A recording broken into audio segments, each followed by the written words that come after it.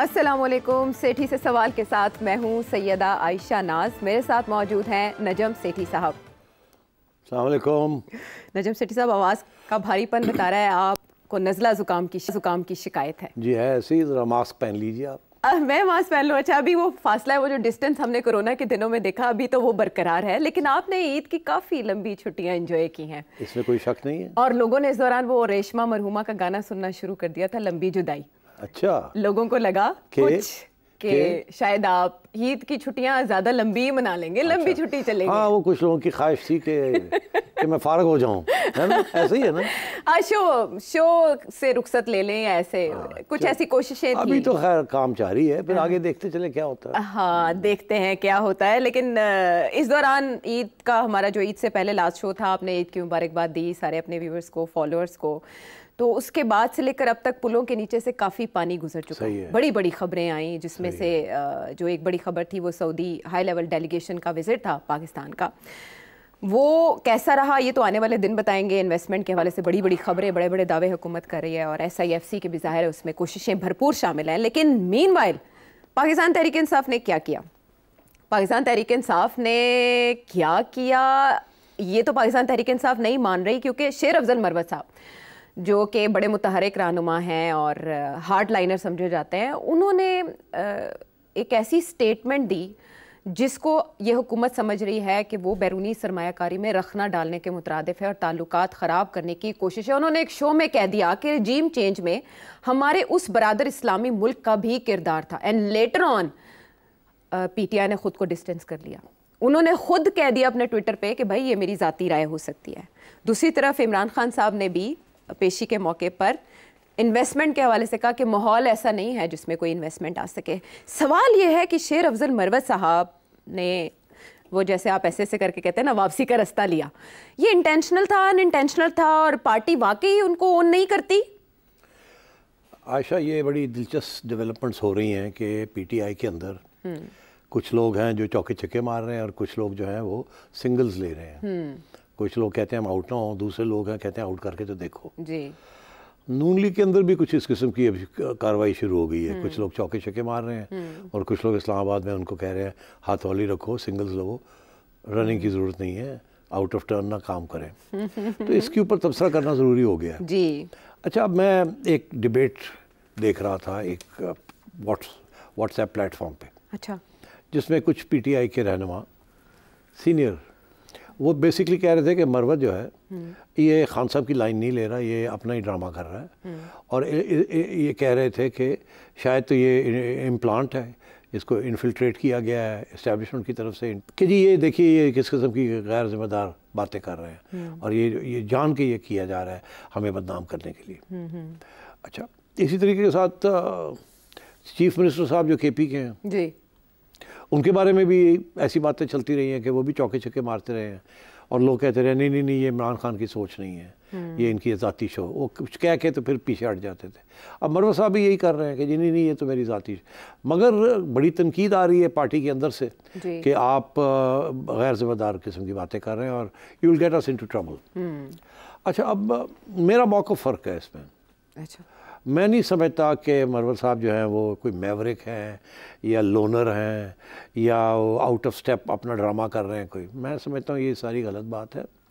मरवत साहब एक लॉयलिस्ट हैं इमरान खान के, और मरवत साहब वही काम कर रहे हैं आज जो फवाद चौधरी करता था जब वो इंफॉर्मेशन मिनिस्टर था इमरान खान का, कि बढ़ बढ़ के चौके छक्के लगाते थे।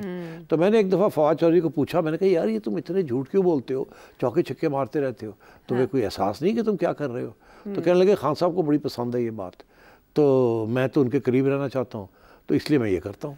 अच्छा। तो अब बात यह है कि कुछ लोग हैं PTI के अंदर जो खान साहब को समझते हैं, उनकी सोच को भी समझते हैं। उन्हें पता है कि ऐसी बातें जब मैं करूँगा तो खान साहब को बात पसंद आएगी, क्योंकि सबसे ज़्यादा चौके छक्के तो खान साहब खुद मारते हैं, और खान साहब ने आज तक माफ़ी तो मांगी नहीं कभी।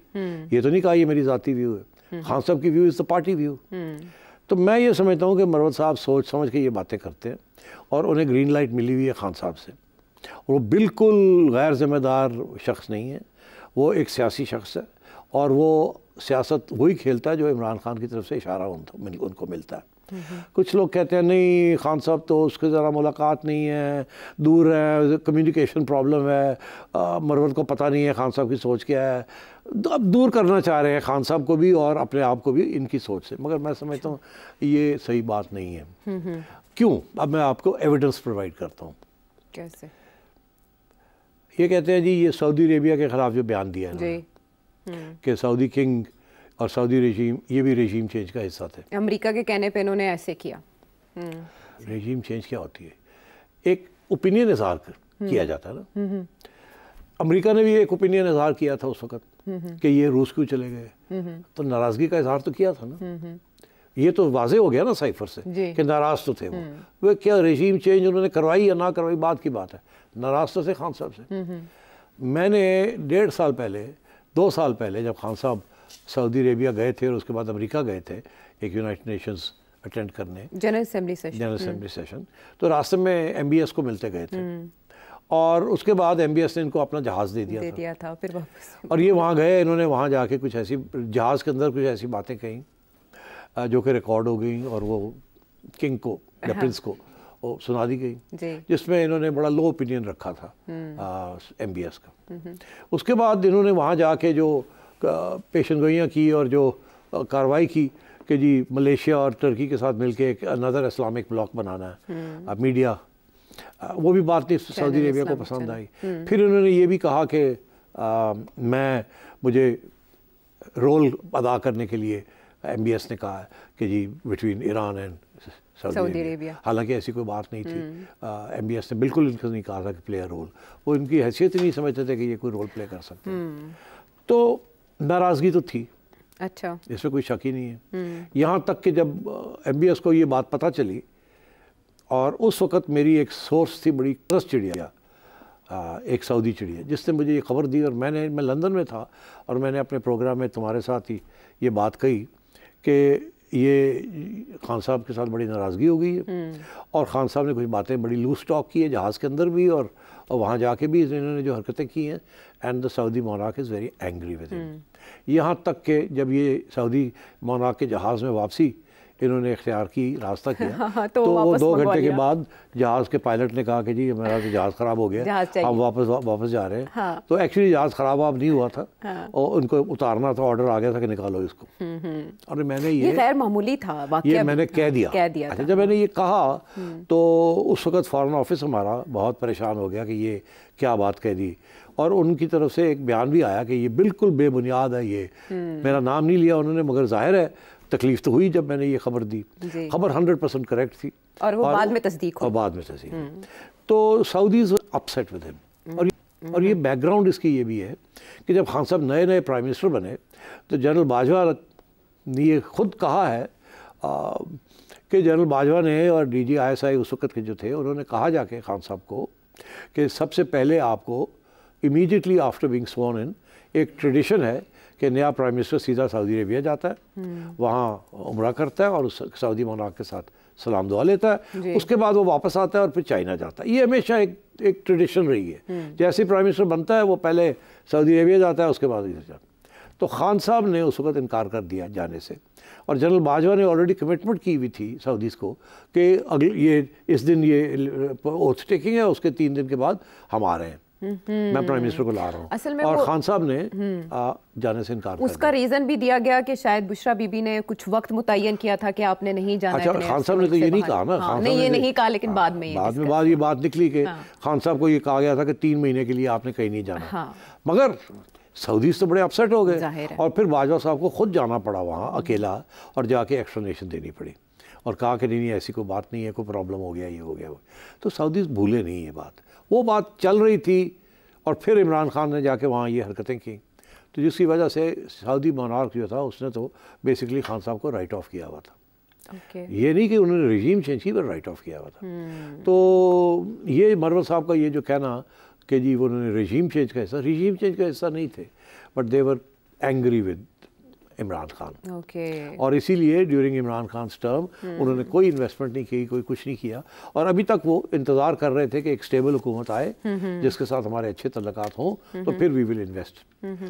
और इसीलिए जनरल आसिम मुनीर को ये क्रेडिट जाता है कि उन्होंने ये इनिशिएटिव लिया और गए वहाँ और जाके सऊदीज़ को सही लाइन पे लेके आए हैं। और ये जो SIFC बनाई है, इसके साथ भी एक वोट ऑफ कॉन्फिडेंस हुआ है। सऊदी जो डेलीगेशन का हेड है, उन्होंने भी बयान दिया है, आज वो छपा है कि जी हम बड़े मुतमईन हैं कि हमारी बड़ी ज़बरदस्त ब्रीफिंग हुई है। तो मैं कह रहा हूँ मरवत साहब गलत बात नहीं की उन्होंने। मरवत साहब ने एक नब्ज़ के ऊपर हाथ यानी लूज कैनन नहीं है वो, ये नपी तुली बात है, लाइन एंड लेंथ जो है वो वही मैच करी है, यू से और अलाइनमेंट है, पहली बात। हाँ। दूसरी बात ये है कि खान साहब ने आज नहीं कल नहीं हमेशा ये नहीं देखा कि कौन स्टेट गेस्ट आया हुआ है या नहीं आया हुआ, पार्लियामेंट को अटेंड करना है या नहीं करना, एड मिल रही है या नहीं मिल रही। उन्होंने अगर वो PTI IMF को जाके कह सकती है कि पाकिस्तान भाड़ में जाए मगर आपने एड नहीं देनी इस गवर्नमेंट को, यही इसका मतलब यही था ना कि डिफॉल्ट हो जाए साडू की तरह मरो जाके। तो ये PTI की अप्रोच थी और ये इसकी सैंक्शन थी, इसके पीछे खान साहब की सैंक्शन है। खान याद रहे कि खान साहब ने एक स्टेज पे बहुत ज़बरदस्त किस्म की मुखालफत की थी IMF प्रोग्राम की। जब ये शुरू में आए तो असद उमर साहब ने कहा हमने नहीं जाना IMF के पास। एक साल तो ये ड्रामा ऐसे रहे कि जी हमने जाना ही नहीं जाना, नहीं मांगेंगे, भीख नहीं मांग, ये ड्रामे किए। फिर जब देखा कि इसके बाद चारा नहीं है तो यू टर्न ली और असद उमर साहब की छुट्टी हो गई, एक और साहब आ गए, उन्होंने कहा हम जाते हैं IMF। फिर वहाँ भी मसला बन गया, फिर उनकी छुट्टी हो गई, फिर शौकत तरीन साहब आ गए, उन्होंने कहा कि हम नहीं जाएंगे, सारे ड्रामे होते रहे और फिर कोशिश की कि इसको डिरेल किया जाए। मैं ये कह रहा हूँ कि मरवत साहब और चीफ मिनिस्टर साहब ये बिल्कुल इमरान खान के साथी हैं, उनके लॉयलिस्ट हैं, उनकी जो वो इशारा करते हैं उस किस्म की ये बयान देते हैं। खान साहब की जो बयानियाँ है वो अग्रेशन है, एंटी इस्टेब्लिशमेंट है। ही डजंट केयर अमेरिका क्या सोचता है या सऊदी अरेबिया क्या सोचता है या कोई और सोचता है। वो क्या सोचता है, वो अपनी कंस्टिट्यूंसी, अपना वोटर। खान साहब का voter anti establishment, anti America, anti Saudi Arabia, वो भीख मांगने जाते हैं, हम ना जाएं। तो ये वो वोटर है और ये नौजवान वोटर है। इस वोटर ने देखा है कि अमेरिका, सऊदी अरेबिया ये किस किस्म का रोल इंटरनेशनल अफेयर्स में ये प्ले करते रहे हैं। सऊदी अरेबिया तो अभी इसराइल के साथ डिप्लोमेटिक रिलेशंस बनाने जा रहा था और ये सारा मुल्क जो है ये इसराइल के ख़िलाफ़ है। तो मैं आपसे कह रहा हूँ कि ये बातें खान साहब जो करते हैं ये दिलों की बातें हैं, आपकी आवाम की और उनकी सपोर्ट बेस की। वो सारे सपोर्ट करते हैं इन बातों को। इसलिए जब मरवत ये बात करता है या कोई और बात करता है तो उसको खान साहब का जो वोटर है, खान साहब का सपोर्टर है, वो उसको कहता है बाय करता है। और ये हमारे जो दूसरे लीडर्स हैं, टाई पहन के, काला कोट पहन के, कोई इधर आता है कोई उधर जाता है, ये बेचारे सोचते हैं यार ये तो ठीक नहीं है, इनकी वो फ़लसफ़ा नहीं है जो खान साहब का फ़लसफ़ा है। ये मेन स्ट्रीम में रहना चाहते हैं। ये कहते हैं इस्टेब्लिशमेंट के साथ बात करके वापस पावर में आओ। खान साहब का ये फैसला है कि इस इस्टेब्लिशमेंट के साथ कोई बात नहीं हो सकती और ही कोई रास्ता निकालेंगे हम। से। हाँ, तो ये सारा वही सिलसिला है। ये बिल्कुल मैवरिक नहीं है, ये पागल नहीं है, ये सारी सोची समझी एक पूरी पॉलिसी के तहत ये सब कुछ होता है। एंड मैं समझता हूँ कि ये इसके पीछे खान साहब का खुद अपना माइंडसेट है और ये उनके माउथ पीस हैं। yes. बट क्या इससे इन्वेस्टमेंट इफेक्ट होगी? नहीं, इन्वेस्टमेंट का कोई फ़र्क नहीं पड़ता, क्योंकि जो पैगाम गया इंटरनेशनल कम्युनिटी को वो ये गया कि खान साहब की कोई वापसी नहीं है। अच्छा। हम ही हैं, जब हम हैं तो क्या हम हैं। और सारे सिग्नल्स यही जा रहे हैं और सबसे बड़ा सिग्नल यही है कि IMF आ गई है। अमेरिका आपको सपोर्ट कर रहा है, IMF अमेरिकन सपोर्ट के बगैर ना आती वापस। तो ये जो सिग्नल्स है स्टॉक मार्केट इनको देखती है, वो मरवत की बातों को और खान की बातों को नहीं देखती, क्योंकि उनकी वजह से ही तो मरे गए थे हम। तो अब जो उसके बरक्स हो रहा है, जिसकी वजह से इकॉनमी फिर अपनी एक रेल पट्टी पे वो आनी शुरू हो गई है और अब इन्फ्लेशन रेट भी गिर गया फ्रॉम 40 to 25% और अब ग्रोथ की बातें भी शुरू हो गई हैं। पहले था कि जी 0%, 1%, अब 2% पे आ गए हम। तो ये इस किस्म की सिचुएशन डेवलप हो रही है। तो मैं समझता हूँ कि it makes no difference to the foreign investor. वो चाहेगा कि जितनी स्टेबिलिटी हो, वो ना जमहूरियत का सोचता है वो, ना इलेक्शन का वो सोचता है। वो कहता है हमें पॉलिसी दे, 5 साल के लिए पॉलिसी ना चेंज हो। पॉलिसी उस सूरत में नहीं चेंज होगी जब तक हुकूमत नहीं चेंज होगी। इसी हाइब्रिड प्लस को चलाएं आप, और अगर सख्ती करनी है तो करें, हमें कोई फ़र्क नहीं पड़ता। हमें स्टेबल इकॉनमी चाहिए, स्टेबल पॉलिसीज़ चाहिए, and we want the economy to grow. तो इसलिए ये जो सऊदीज़ आए हैं ये बड़े गौर से देख रहे हैं सारी चीज़ें, उनको एश्योरेंसेस दिए गए हैं। अब आप खुद ही समझ लें किसने एश्योरेंसेस दिए हैं कि जब हम हैं तो कोई गम नहीं है, और हम कहीं नहीं जा रहे, और खान कहीं नहीं आ रहा कहीं नहीं आ रहा, वापस नहीं आ रहा। अच्छा, जब इमरान खान साहब ने अमेरिका के खिलाफ इल्ज़ामात आयद किए थे, रजीम चेंज में का मुर्तकिब उन्हें ठहराया था, तो तब अमेरिका के साथ ताल्लुकात मुतासिर हुए थे। और अब ये जो बातें हो रही हैं, आप कह रहे हैं स्टेट टू स्टेट कोई ताल्लुकात में ख़राबी का इम्कान नहीं है। डू यू थिंक कि उधर इसको महसूस नहीं किया जाएगा? ठीक है, ओके। इमरान खान साहब के दौर में MBS का विज़िट एक हुआ आया, बहुत अच्छे कॉर्डली वो विज़िट था एक, जिसमें इमरान खान साहब ने उनकी गाड़ी ड्राइव की थी, आपको याद होगा। और फिर MBS ने कहा था कि मुझे सऊदी अरब में पाकिस्तान का सफ़ीर समझे। PTI का इस मौके पर खुद को डिस्टेंस कर लेना क्या जाहिर करता है?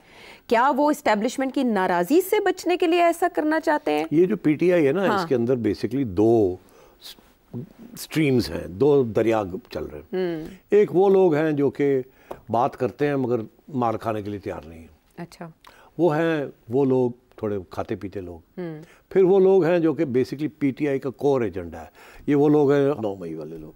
तो ये चीज़ें चलती हैं पार्टी के अंदर। अभी जो इन्फ्लक्स हुआ है, जो ये काले कोट आ गए, काले कोट में से एक भी इनकलाबी नहीं है, एक भी ओरिजिनल PTI का फ्रंट लाइनर नहीं है। अच्छा। बहुत से इनमें से वो लोग हैं जो कि खान साहब को कहेंगे कि थोड़ी नरमी दिखाओ, रास्ता निकालो, क्योंकि ये सियासत होती है, आपने तो सारे दरवाजे बंद कर दिए। तो इसलिए मैं समझता हूँ कि ये नेचुरल होता है एक पार्टी के अंदर, स्पेशली वो पार्टी जिसका लीडर जेल में हो। ठीक है, ठीक है, चलें। ये बड़ा इंटरेस्टिंग है इस वक्त पाकिस्तान तहरीक इंसाफ के अंदर जो चल रहा है, लेकिन मुल्की मफादात हैं वो पार्टी पॉलिटिक्स से बालातर होने चाहिए। ये हमारी पॉलिटिकल पार्टीज़ को कब समझ आएगी? ये सवाल अपनी जगह छोड़े जाते हैं और आप वापस आते हैं ब्रेक के बाद।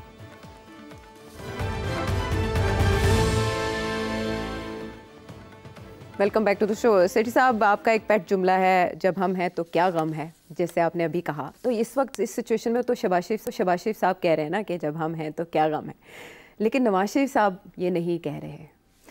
नवाज शरीफ साहब तो कुछ भी नहीं कह रहे, लेकिन जो कह रहे हैं वो राना सनाउल्लाह साहब कह रहे हैं और जावेद लतीफ़ साहब कह रहे हैं। जावेद लतीफ़ साहब तो 90 करोड़ तक चले गए हैं कि उसमें इलेक्शन के सौदे किए गए हैं, शेखुपुरा में सीटें जीती गई हैं। राना सनाउल्लाह साहब मोहसिन नकवी साहब को टारगेट करें, और आपको पता है मोहसिन नकवी साहब को टारगेट करना, किसे टारगेट करना है। फिर उस पर तारड़ साहब कह रहे हैं कि ये दोनों ना पार्टी के अंदर रह के इख्तलाफ करें, मीडिया में ना करें।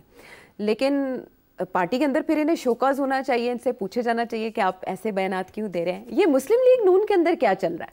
हाँ, बड़ा अच्छा सवाल है, मुस्लिम लीग नून के अंदर क्या चल रहा है। कुछ अंदर की बातें हो जाएं आज। बिल्कुल हो जाए। देखिए, जब मियाँ साहब वापस आए तो जाहिर है उनका ये ख्याल था कि अब मैं वापस आ रहा हूँ, आई लीड द पार्टी, इलेक्शन होने जा रहे हैं और केसेस जो है मैं इंडिपेंडेंटली इसको लड़ूंगा और I get rid of them. और एक सिंपैथेटिक गवर्नमेंट भी थी उससे पहले, और उसके बाद एक केयरटेकर गवर्नमेंट भी सिंपैथेटिक थी, तथा केयरटेकर गवर्नमेंट PTI के खिलाफ है। अच्छा, तो इन हालात में वो वापस आए, उम्मीद थी उनकी कि, और उनको ये उम्मीद दिलाई भी गई थी कि आप मेजॉरिटी जीत सकते हैं। यहाँ तक आज मैं आपको एक नई बात बताता हूँ कि एक मीटिंग हुई थी जिसके अंदर कुछ अहम रियासत के अदारों के लोग भी थे और नून लीग के भी कुछ रहनुमा थे इलेक्शन से पहले। उसमें ये कहा गया था कि 90 सीटें तो पक्की हैं और उसके ऊपर शायद कोई 15 सीटें और भी मिल सकती हैं जो ऐसे हैं। 90 सीटें पक्की हैं और ऊपर भी 15, तो मतलब मेजॉरिटी मिल जाएगी आपको। हाँ, ये खबरें बहुत चली। नहीं, ये मैं अब आज को एक बता रहा हूँ कि ऐसी मीटिंग हुई थी। अच्छा, ये यकीन दिलाया गया था। हाँ, मैंने अब आपको एक इन्फॉर्मेशन दी है कि स्पेकुलेशन नहीं है, फेक न्यूज़ नहीं है। Okay okay. तो उससे ये भी फिर तासुर पैदा हुआ कि सीटें जीत रहे हैं। ठीक है ना। तो आपको याद होगा उससे पहले कुछ मियाँ साहब की तरफ से कोई बयान भी ऐसा आया था कि हम जीत रहे हैं and so on and so fourth. तो कुछ लोगों ने कहा जीत, अभी तो इलेक्शन रिजल्ट आए, कोई पहले ही अनाउंस कर दिए। मगर फिर जब रिजल्ट आए तो पता चला कि वो जो असेसमेंट थी वो गलत थी, वो गलत निकली ना। बिल्कुल, उल्टा ही हो गया, कुछ और ही हो गया, कुछ और ही हो गया। सोचा क्या था। और वो जो कुछ हुआ वो सबको पता है अब क्या हुआ क्या नहीं हुआ। वो जावेद लतीफ़ साहब क्या बता रहे हैं, सबको पता क्या हुआ क्या नहीं हुआ। तो अब ये है कि कुछ लोगों को वोट मिल गए, कुछ लोगों को नहीं मिले। जिन लोगों को मिले, जावेद लतीफ़ साहब जैसे लोग हैं, वो कहते हैं उन्होंने पैसा भी लगाया है और फिर थोड़ी मदद भी हुई उनकी। तो ये चीज़ें चल रही हैं नून लीग के अंदर। फिर आपको याद होगा कि एक बयान शहबाज शरीफ साहब ने दिया था। उनसे पूछा गया कि नवाज शरीफ साहब प्राइम मिनिस्टर बनेंगे या आप बनेंगे, तो उन्होंने आगे से जवाब दिया कि अगर तो मेजॉरिटी मिल गई तो नवाज शरीफ साहब बनेंगे, और अगर ना मिली तो फिर देखेंगे, मुशावरत से फैसला करेंगे। तो उनको शायद उस वक्त एहसास था या दिलाया गया था कि मेजॉरिटी मिल सकती है, इसलिए नवाज शरीफ साहब भी मुतमईन थे कि शायद हो जाएगा। मगर वो बात कुछ और निकली। जब वो बात और निकली तो फिर जाहिर है वो नवाज शरीफ साहब तो प्राइम मिनिस्टर बन नहीं सकते थे। उस वक्त फिर एक डिस्कशन हुई। ये भी आज आपको एक खबर मैं दे रहा हूँ आपको। क्या इंफॉर्मेशन? क्या कि जी इस सूरत में क्या हमें हुकूमत इस्लामाबाद में लेनी चाहिए या नहीं लेनी चाहिए? वीक गवर्नमेंट लेनी चाहिए या नहीं? अच्छा, फिर तो नवाज शरीफ साहब तो हो गए, वो तो उनका तो अब कोई इंटरेस्ट नहीं था, वो खुद तो नहीं बन रहे थे, अब शहबाज शरीफ साहब ने बनना था। उसके ऊपर भी डिस्कशन हुई कि आगे पीडीएम की हुकूमत में हमारा बड़ा नुकसान हो गया, क्योंकि हमने IMF एजेंडा किया और जिसके साथ आवाम नाराज़ हो गई। खान साहब का अपना वोट तो ठीक है, मगर हमारा वोट भी बड़ा हमारे से नाराज़ है, महंगाई इतनी ज़्यादा हो गई। ठीक, तो वहाँ डिस्कशन में एक जो रुख बन रहा था वो यही बन रहा था कि हमें हुकूमत नहीं लेनी चाहिए। अच्छा, हाँ, हम पीपल्स पार्टी को कहें कि आप हुकूमत ले लें, हम बाहर बैठ के आपको सपोर्ट करते हैं, इशू टू इशू।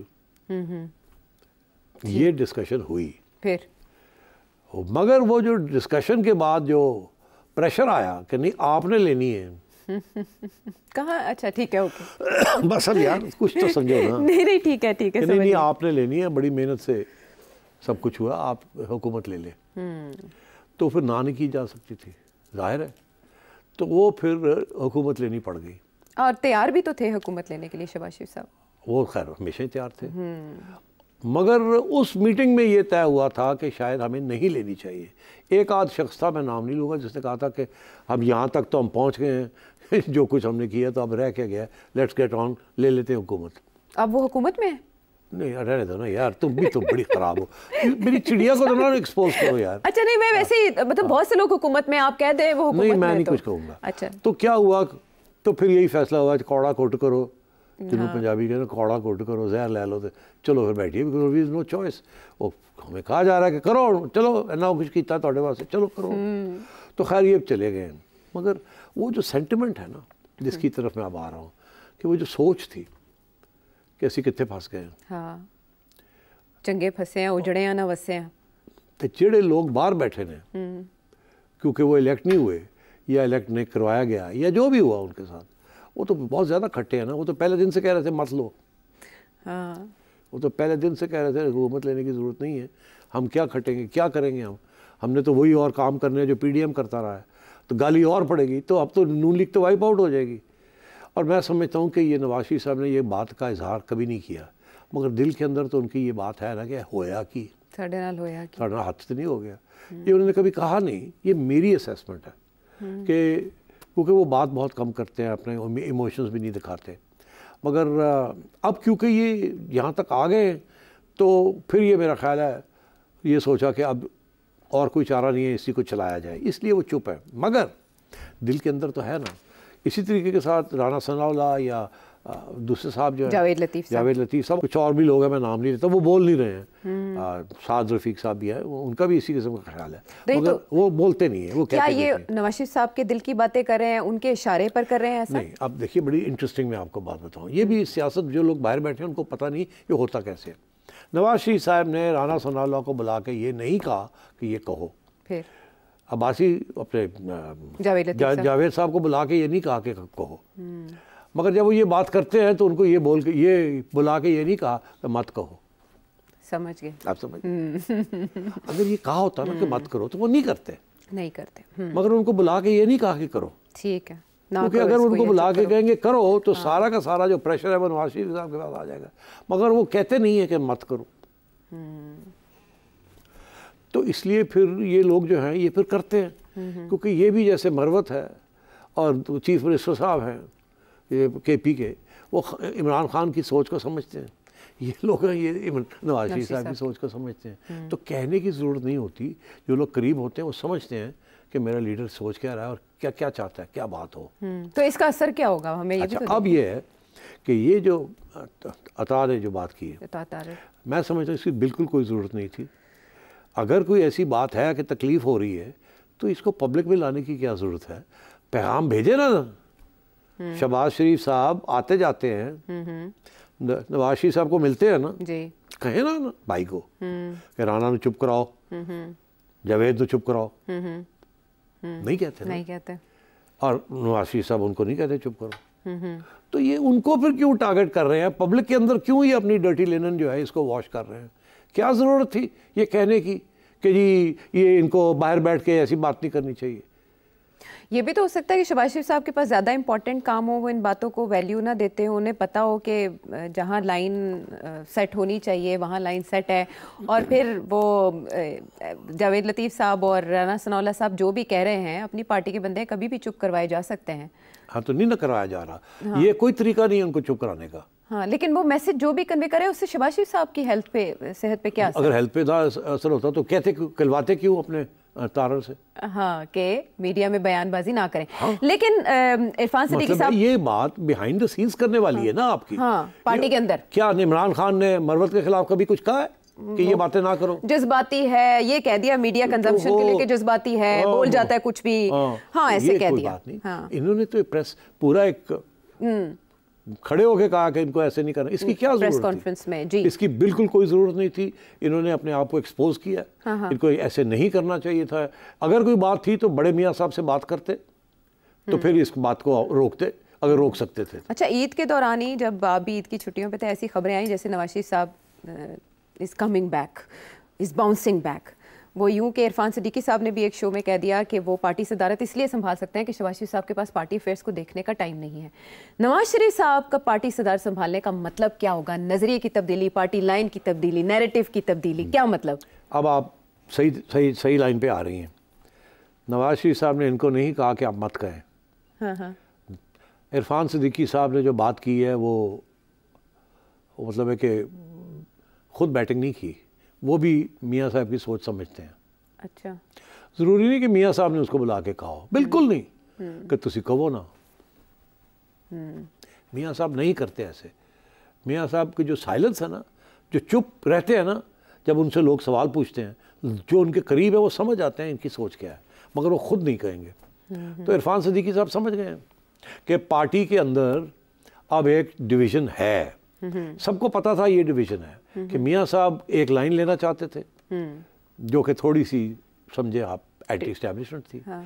और शहबाज शरीफ साहब 100% प्रो एस्टैब्लिशमेंट। ये तो है ना पार्टी के अंदर, बिल्कुल सबको पता है, वो तो खुद भी बरमला कहते हैं। तो अब बात ये है कि अगर ऐसी सूरत हाल है तो पार्टी जो है वो तो मियाँ साहब की पार्टी है ना, ये शहबाज साहब की तो पार्टी नहीं है। पार्टी कायद वही है। और ये उस वक्त बनाया गया था इनको प्रेसिडेंट जब मियाँ साहब डिस्क्वालीफाइड थे।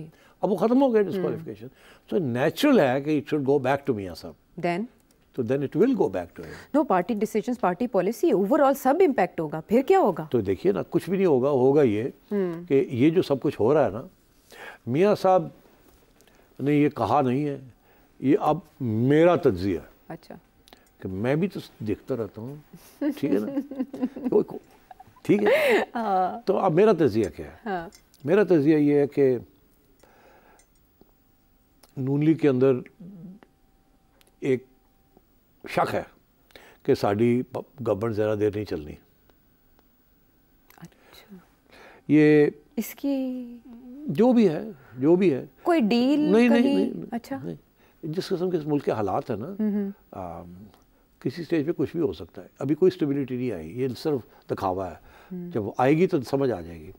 कुछ लोग कहते हैं जी, आपने तो खुद सुना हर जगह पे ये स्पेकुलेशन हो रही है कि साल के बाद छुट्टी हो जानी, नवंबर में छुट्टी हो जानी, फिर कोई और नया रहे, फिर अगले साल जबकि एक और इशू आएगा तो उस वक्त फिर और कुछ हो जाएगा। ये बातें चलती रहती हैं, ठीक है। हाँ। और जिस किस्म के इकदाम करने हैं उसके साथ और ना आवाम भी बड़ी नाराज़ होगी, बातें चलती रहती हैं। तो एक ये भी सोच है कि शायद हमें पूरे 5 साल शांत नहीं मिलने। तो फिर क्या होगा? ये पार्टी तो ख़त्म हो जाएगी जिस किस्म के इकदाम ये करने जा रही है। जो रह गया है इसका, और जो जितनी भी सीट्स मिली हैं इन्हें, वो भी अगली दफ़ा इलेक्शन में नहीं मिलेंगी, तो फिर क्या होगा। तो इसलिए ज़रूरी है, दो चीज़ों का ज़रूरी है, ये गौर से सुन लीजिए। एक फेडरल गवर्नमेंट और पंजाब गवर्नमेंट दोनों को अलग अलग रखना। फेडरल गवर्नमेंट की तो बदनामी होनी है, मगर पंजाब गवर्नमेंट की बदनामी नहीं होने देनी। अच्छा, ठीक है। क्योंकि पंजाब गवर्नमेंट में मरियम है ना, जाहिर है, नून लीग, हाँ, नवाज शरीफ साहब की तो सारी शहबाज साहब का ये आखिरी स्टिंट है एज पावर ब्रोकर। इसके बाद शहबाज साहब फारग है। जब ये फारग होंगे ना, तो जब भी होंगे, he could last for 2 years 3 years whatever, but this is his first and last time as prime minister and that's it. आगे अगर किसी की बैटिंग की बारी आनी है, अगर आनी है, तो मरियम की आनी है। ओके, मियाँ साहब ऑलरेडी आउट हो चुके हैं इन वन वे और अनदर, क्योंकि अब नून लीग का जीतना सारे पाकिस्तान में इन हालात के अंदर मुश्किल है। अगर भी इलेक्शन होती है तो फिर मरियम को बचाना है। तो पंजाब गढ़ है, पंजाब को बचाना है, मरियम को बचाना है। इस्लामाबाद जो होता रहे। तो मियाँ साहब ने अब वो प्रपोजिशन लेनी है जिसके साथ वो पंजाब की हुकूमत को स्ट्रॉन्ग करना है और फेडरल गवर्नमेंट को कमज़ोर नहीं होने देना। जो भाई बैठा है ना वहाँ, और वहाँ उसकी भी सपोर्ट की ज़रूरत है, मगर दोनों को अलग रखना है कि ये ना हो कि अगर फेडरल गवर्नमेंट मारी जाए तो पंजाब भी मारा जाए। नो। तो आप देख रहे हैं कि वो मरियम के साथ साथ एक सुपरवाइजरी रोल भी अदा कर बिल्कुल, रहे हैं, उसको सिखा भी रहे हैं साथ साथ बैक पे। और आप देख रहे हैं कि पंजाब की हुकूमत और फेडरल गवर्नमेंट के दरमियान बहुत कम इंटरेक्शन है। ये ऐसे है कि ये अलग चल रहे हैं और ये कोई कंट्रोवर्शियल काम नहीं कर रहे। इनफैक्ट नान सस्ता कर दो, अस्पताल ठीक कर दो, बच्चों को दे दो, सड़कें, इंफ्रास्ट्रक्चर इसकी तरफ। तो ये अच्छे काम की तरफ लगे हुए हैं, वो IMF के बुरे काम की तरफ लगे हुए हैं। हाँ, ऐसा ही है ना। हाँ, तो गाली तो उनको पड़ेगी। हाँ। तो मियाँ साहब जो हैं वो अब इशारा है उनका ये है कि मैं डिस्टेबलाइज उनको नहीं करूँगा, ज़ाहिर है मेरी आई एम द लीड, मगर पार्टी में अपने कंट्रोल में वापस लूँगा। ओके। क्योंकि ये मेरे कंट्रोल में नहीं थी, मैं बाहर था, जलावतन था, यहाँ लोग जो बैठे हुए थे उन्होंने बना लिया सारा कुछ, मगर I need to bring party back. Okay. क्योंकि आफ्टर ऑल वोट अगर किसी को कभी पड़ा है तो नवाज शरीफ को पड़ा है। ये जो जॉनीज हैं जो वहाँ बैठे हैं इनको तो नहीं वोट पड़ा। अरे नहीं, तो नवाज शरीफ को जो वोट पड़ा है वो भी चैलेंज हो गया ना ट्राइब्यूनल में। वो भी मैंने आपसे कहा था। हाँ। क्योंकि ये बात वन साइडेड नहीं होती जी, ताली दोनों हाथों से बजती है। अच्छा, तो अगर मियाँ साहब जो है वो ज़रा हाँ अपनी ये देख रहे हैं, तो जो उधर बैठे हुए हैं वो भी तो देख रहे हैं ना। हाँ। अच्छा। हाँ। तो उन्होंने भी फिर स्क्रू टाइट किए, उन्होंने भी तो फिर कुछ करना है ना। ऐसा नहीं कि खुली छुट्टी तुसी कर लो और अपने आप को बचा लो और साढ़े दे पा दो। तो फिर थोड़ा सा, तो मैं ये समझता हूँ this is part of politics. अच्छा। And so therefore you will see a lot of this going on. And मेरा नहीं ख्याल जावेद लतीफ़ चुप करेंगे, मेरा नहीं ख्याल राणा सनाउल्लाह चुप करेंगे, बट अलबत्ता ये मेरा ख्याल है कि इन दोनों में से एक या दोनों को कोई पोजीशन मिल जाएगी, उसके बाद चुप कर जाएंगे। तो जाहिर है फिर तो चुप ही करना पड़ता है ना यार। आशा सारे टोटके बता दिया आपने, सारी रेसिपी बता के फिर मतलब है कि दम भी दे दिया आपने। तो अब ये इंटरेस्टिंग बात यह है कि कौन किधर जाएगा। जावेद साहब एक ज़माने में फेडरल कैबिनेट में थे। जी, लेकिन कोई पोर्टफोलियो नहीं लिया गया, मगर मुंह तो बंद हो गया। मुंह बंद, हाँ। जितनी देर रहे थे वहाँ, थोड़ी देर, फिर वो छोड़ ही दिया। थोड़ी देर मैं की करना, बेहतर है बाहर जाके मैं शोर पाऊँ। जी। अब राणा साहब ने भी बड़ी दिलचस्प बातें कही हैं। वो कहते हैं कि किसी ने पूछा उनसे कि जी आप क्यों तनकीद कर रहे हैं अपनी गवर्नमेंट की? हमारी गवर्नमेंट ही नहीं है। यही कहा ना। जी कैसे आपकी गवर्नमेंट नहीं है? कमाल कर रहे हो, हमें मेजॉरिटी मिलती तो हमारी गवर्नमेंट होती, तो हमारी जिम्मेदारी होती भाई। तो ये हमारी गवर्नमेंट ही नहीं है, तो मैं क्या आप कह रहे हैं तनकीद क्यों ना करूँ मैं? हमें वोट ही नहीं पड़ा, हमें मेजॉरिटी नहीं मिली।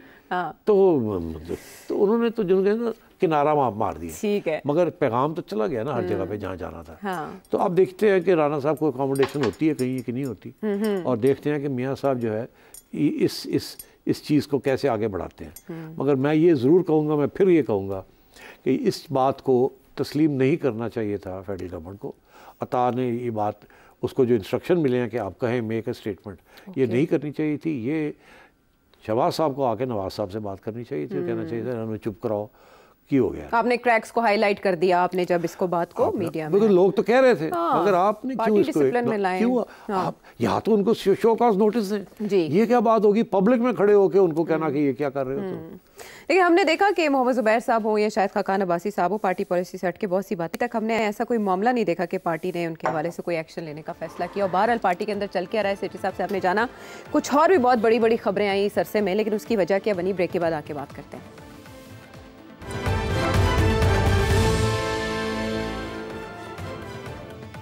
Welcome back to the show. सेठ साहब, हालात कुछ ऐसे अनप्रिडिक्टेबल हैं, जैसे आपने कहा हुकूमत के जाने का कोई पता नहीं है, इसी तरह की बातें, स्पेकुलेशन बहुत ज़्यादा चलती है और अनसर्टन एवरीथिंग। ऐसे में अगर कोई खबर मामूल की हो या ना हो, वो हेडलाइंस बना देती है और स्पेकुलेट करना शुरू कर देते हैं। स्पेशली पाकिस्तान तहरीक इंसाफ के कुछ ऐसे लोग जो मुल्क से बाहर मौजूद हैं, उस खबर को बहुत उछालते हैं।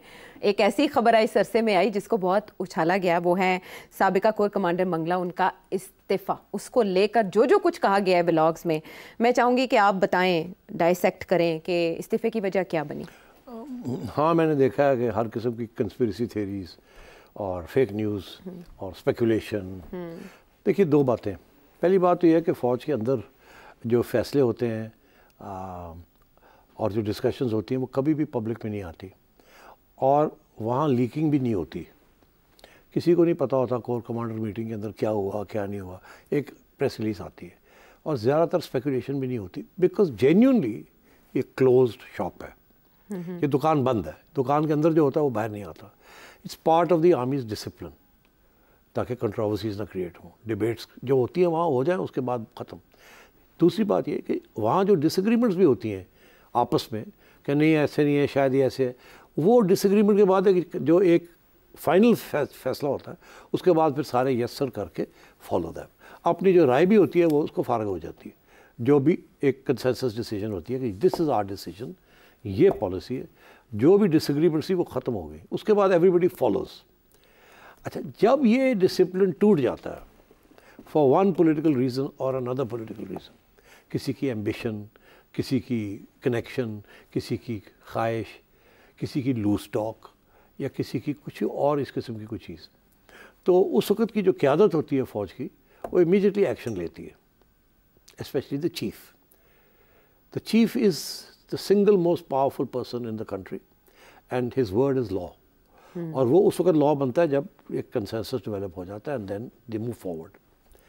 अब मैं आपको बताऊं कि ये जो हुआ है, ये इसमें कोई ख़ास एक्स्ट्रॉर्डिनरी कोई चीज़ नहीं है, इसको बनाया जा रहा है बिकॉज स्पेशली पीटीआई के इंटरेस्ट में है कि इसको एक कलर देना, एक सियासी रंग देना।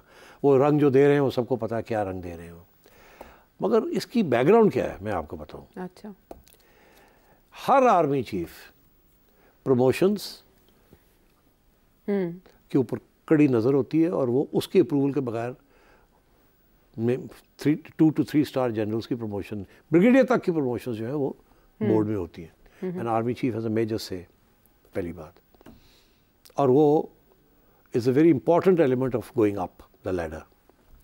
दूसरी चीज़ ये है कि आपको पता कितने colonels, majors, brigadiers, major generals वो एक स्टेज के आके प्रमोशन नहीं होती और रिटायर हो जाते हैं जी, ऐसे होता है, या छोड़ देते हैं फौज, वो देखते हैं हमारा करियर प्रॉस्पेक्ट नहीं है।